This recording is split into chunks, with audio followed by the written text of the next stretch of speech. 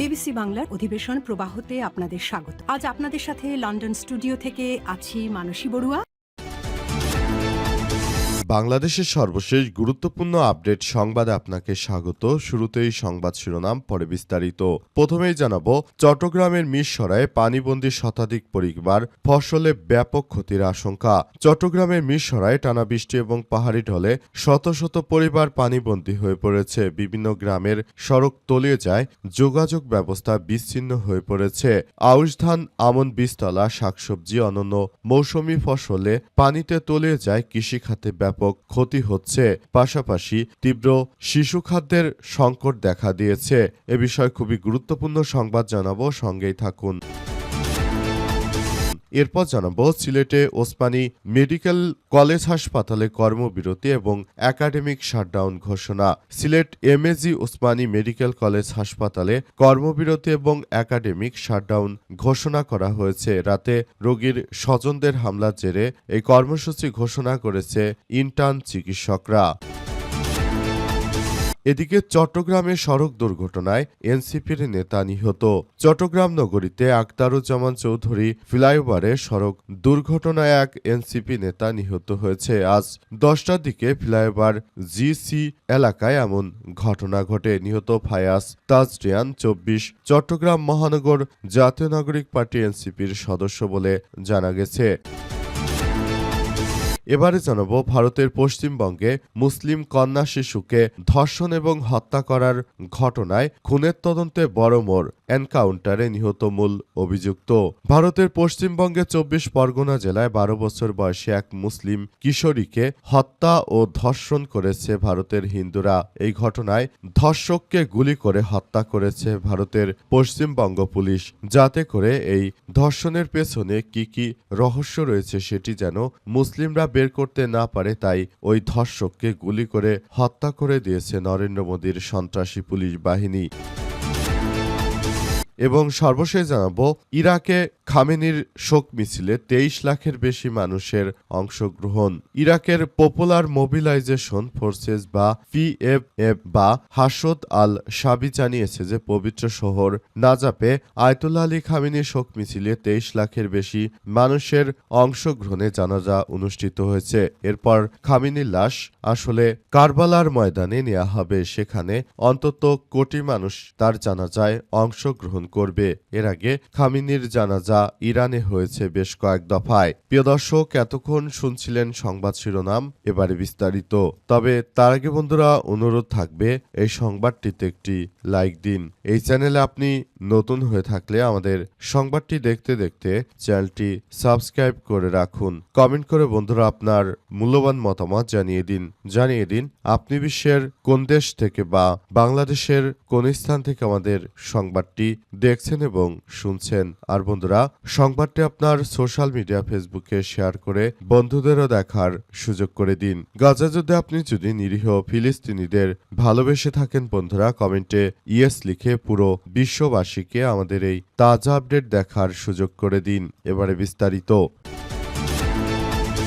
মিরসরায় পানিবন্দী শতাধিক পরিবার, ফসলের ব্যাপক ক্ষয়ক্ষতির শঙ্কা। চট্টগ্রামের মিরসরায়ে টানা বৃষ্টি এবং পাহাড়ি ঢলে শত শত পরিবার পানিবন্দী হয়ে পড়েছে। বিভিন্ন গ্রামের সড়ক তলিয়ে যায়, যোগাযোগ ব্যবস্থা ব্যাহত হচ্ছে।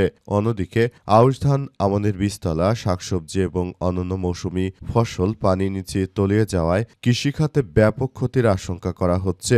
বিভিন্ন শিক্ষা প্রতিষ্ঠানও বন্ধ ঘোষণা করতে বাধ্য হয়েছে।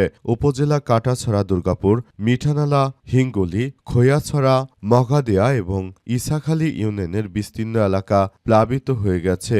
অনেক গ্রামে ঘরবাড়ি কোমর সমান পানি উঠে গেছে। কোথাও কোথাও ঘরের চুলা পর্যন্ত পানিতে তলিয়ে যায়, রান্নাবান্না সম্পূর্ণ বন্ধ হয়ে গেছে। দেখা দিয়েছে শিশুদের পানিবাহিত বিভিন্ন রোগ এবং তীব্র শিশু খাদ্য সংকট। অনেক জায়গায় দোকানপাট বন্ধ হয়ে যাওয়ার কারণে মূলত নতুন করে এক বিপজ্জনক পরিস্থিতির সৃষ্টি হয়েছে চট্টগ্রামে। আমাদের প্রতিনিধিরা ঘুরে ঘুরে বিভিন্ন জায়গা থেকে সব তথ্য তারা জানতে পেরেছে।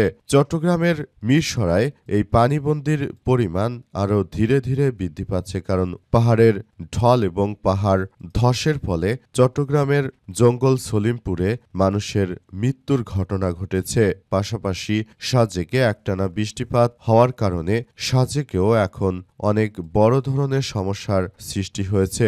সাজেক এলাকায় বর্তমানে পরিস্থিতি থমথমে অবস্থা বিরাজ করছে। পুলিশের সদস্যরা জনগণের নিরাপত্তার স্বার্থে জানিয়েছে যে এই মুহূর্তে আসলে যে ধরনের কার্যক্রম শুরু হচ্ছে সেটি আসলে কোনোভাবেই গ্রহণযোগ্য নয় বলে উল্লেখ করেছে। তাই ইতিমধ্যে নিরাপত্তার স্বার্থ দেখিয়ে মূলত নতুন করে সাজেক যাওয়া আপাতত বন্ধ করে দিয়েছে প্রশাসনের কর্মকর্তারা। সিলেট ওসমানী মেডিকেলে কর্মবিরতি এবং academic shutdown. Sylhet MAG Osmani medical college হাসপাতালে কর্মবিরতি এবং একাডেমিক শাটডাউন ঘোষণা করা হয়েছে। রাতে রোগীর স্বজনদের হামলার জেরে এই কর্মসূচি করেছেন ইন্টার্ন চিকিৎসকরা। মঙ্গলবার দিবাগত রাত 1:15টার দিকে রাত 1:30টা পর্যন্ত হাসপাতালে জরুরি বিভাগের সামনে সংঘর্ষের ঘটনা ঘটে। রোগীর স্বজনেরা তারা মূলত চট্টগ্রামের এই মেডিকেল কলেজ হাসপাতালের সামনে এসে তারা সেখানে ব্যাপক আক্রমণাত্মক কার্যক্রম চালিয়ে বেড়াচ্ছে। মূলত তাদের কারণে সেখানে এক ধরনের সমস্যার সৃষ্টি হয়েছে এবং এই সমস্যার মধ্য দিয়ে আসলে সবাইকে এগিয়ে যেতে হচ্ছে। মোটামুটি কথা বলতে গেলে সবাই এই মুহূর্তে খুবই বড় ধরনের এক বিপর্যয়কর পরিস্থিতির মধ্যে রয়েছে এবং নতুন করে এক ভয়াবহ বিপর্যয়কর পরিস্থিতির সৃষ্টি হয়েছে। দেখা যাক শেষ পর্যন্ত কি ঘটনা ঘটে। আমরা চাই কোনো ধরনের সহিংসতা না হোক। দেশের মেডিকেল বিশ্ববিদ্যালয়ে যদি এই ধরনের সহিংসতামূলক কার্যক্রম এর ঘটনা ঘটে সেটি সবার জন্য এক ভয়াবহ বিপর্যয়কর পরিস্থিতির সৃষ্টি করতে পারে, কারণ মেডিকেলে অসুস্থ রোগীরা তারা চিকিৎসা নিচ্ছেন। সেখানে যে কোনো রাজনৈতিক দল কিংবা অন্য যে কেউ সেখানে এসে যদি বিশৃঙ্খল পরিস্থিতির চেষ্টা করে তাহলে সেটি সবার জন্য খুবই ভয়াবহ এক বিপজ্জনক অধ্যায় হিসেবে দাঁড়াবে বলে উল্লেখ করা হয়েছে। চট্টগ্রামে সড়ক দুর্ঘটনায় এনসিপির নেতা নিহত।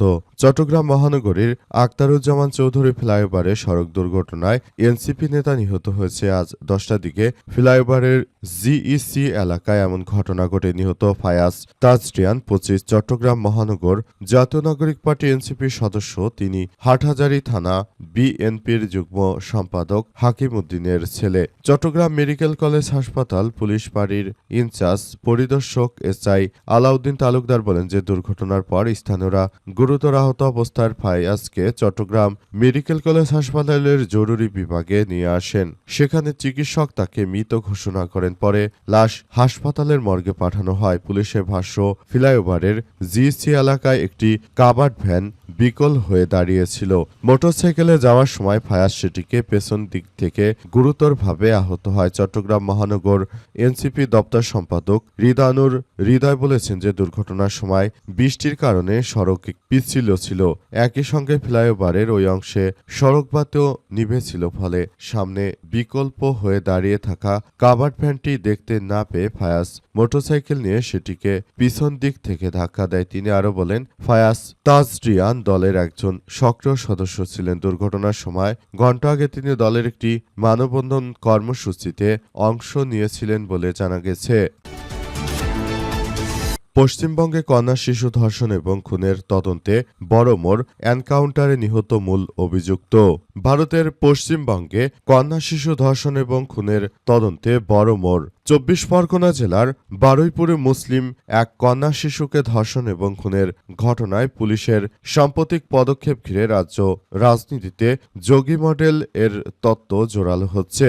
অভিযোগ উঠেছে উত্তরপ্রদেশের ধাঁচে এনকাউন্টারের মাধ্যমে অভিযুক্ত ও সাক্ষীদের খতম করে দেয়া হচ্ছে।